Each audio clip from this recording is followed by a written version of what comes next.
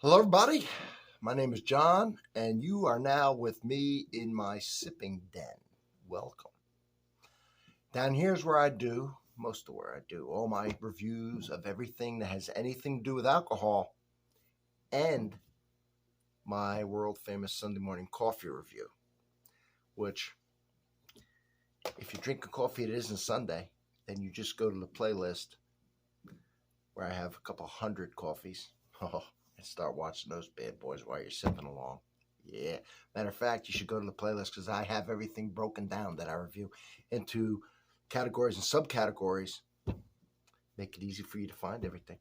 And every video I do, the first comment is pinned because it always has a link to the playlist that pertains to what I'm reviewing. And today that's going to be Zinfandel, because I got a tri-tip out there, and that's what I chose.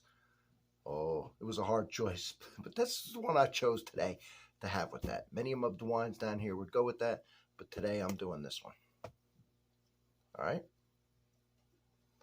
It is Macchia 2020 Lodi Old Vine Zinfandel, 15.5% alcohol by volume.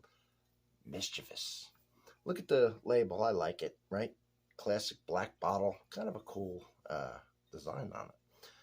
Let's go over this a little bit. So, Lodi. What's going on with Lodi? Lodi used to be, and now it's been a while since this has been the case. It used to be a place where they sourced kind of low-grade grapes for some inexpensive bulk wine. Then Michael David kind of broke the barrier on that and started making really quality wines with the grapes grown there because they discovered that they had, and this says old vine Zinfandel. And they do. They have discovered some Zinfandel vines that were very old. And what is the good thing about that? Two things. Well, I'll just tell you about it. One, old vines do not produce a lot of fruit because they're getting older now. They don't do a lot. So you don't have to do a lot of pruning. The reason you do pruning is to leave some fruit, and then more energy goes into it and produces a superior fruit cluster, grape cluster. You don't want a bunch of them that they get watered down and are inferior. But this is naturally producing less clusters, so they're of higher quality. That's the deal with the old vine. The grapes that they do produce are of superior quality. The roots go way, way down deep to picking up all the minerals and all the stuff that's in the soil, and it's just generally good. So that's where they're low. Now this winery, Macchia, which means the spot in Italian, because in their thinking, they make other varietals. They make Spanish varietals, wines, and Italian. All right, this is a Zinfandel. Primitivo, if it was Italian. But anyway, they've sourced their grapes from the best spots. That's the idea behind the name. But the Old Vine Zins is where their vineyard is. It's in Lodi. The winemaker, they handpick all their fruit. Owner is Tim and Lana Holdine. I hope I'm saying it right. You know how it is with names. And the winemaker is Jonathan McMahon. All right.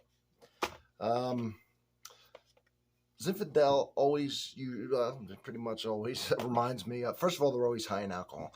And I don't know if I said it already, but 15.5%. They're always jammy to me, like a just jam, and they're bold. But they're not got a lot of tannin, like having an iced tea that's been overdone, and it's all that. So I like Zinfandels, and so I'm having this tri-tip tonight, and I thought, well, I'm going to pick the Zinfandel. There's a million other ones I could have done, would have been just as good, but today I decided to go with the Zinfandel. I had to go with this Zinfandel. Okay, I got a freshly rinsed glass here, and we're going to get into it. It should be dark. Zinfandel usually is, not like a Pinot or some of the other Grenache or something that's a lighter color. This is usually pretty dark, and there it is. It's pretty dark. All right, let's see if we're getting the usual. Yeah, I'm actually smelling it from way down here. I'm smelling the Zinfandel. Now, I am not. We won't get into my credentials right now, but I will say this, and not to be silly or anything. I could usually pick out. Well, hell, I can always pick out a Zinfandel if it's hitting the style that it's made from the smell. You can too. I'm telling you. Drink them a little bit, start comparing them. You'll recognize that smell right away. It's just got, it's jammy. It's got a certain smell to it that I don't get with other wines. It's like a fruit jam made of many different fruits in this jam jar, and that's what it always smells like to me in my brain. That's what I'm always smelling when I get this a Zinfandel, and this is no exception.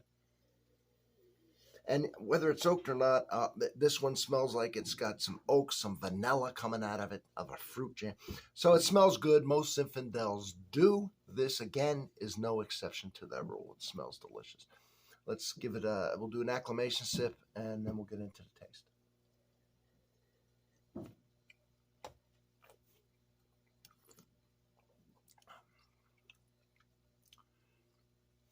All right. 2020. All right.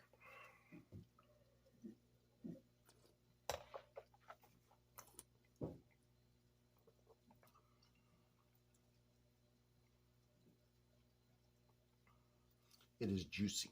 It is mouth-watering. It is, which is the acidity. It has, I could feel the tannins that it does have from the grapes to get this color in there, balancing out the acidity with the fruit jam jar, all combined. Fruit forward. I could drink it without anything to eat, but usually big, bold red wines are made for food. They are. And when you eat something with fat, it tends to tone down the tannins, coat your tongue. Tannins don't affect you as much. But this one, as with most Zins, I can sip with no food, but I am having it with that tri-tip. So it's balanced because of that structure. And all I can say is that the nose, the palate does confirm the nose. It is a jam jar. It is a kiss of oak, and it is vanilla with the jam. It is good. It is a very good wine. I like it. I like it. What does the back say? Then Zinfandel was introduced to California during the gold rush in the 1850s. With many old vineyards still producing excellent wines, this mischievous blend comes from several of these historic vineyards, which produce rich, ripe berry flavor. Yeah, Highland, highlighted with soft vanilla oak. I actually didn't read this. It's exactly what I said. So this is a good one. All right, this is a real good one. All right, I'm going to have that with the meal. I wish I could kind of show you. It'd be interesting to watch it, but I'll see you on the next one. Don't forget to sub. I'm excited. I got so much good stuff down here. I just want to try it all right now. I want to try it all right now.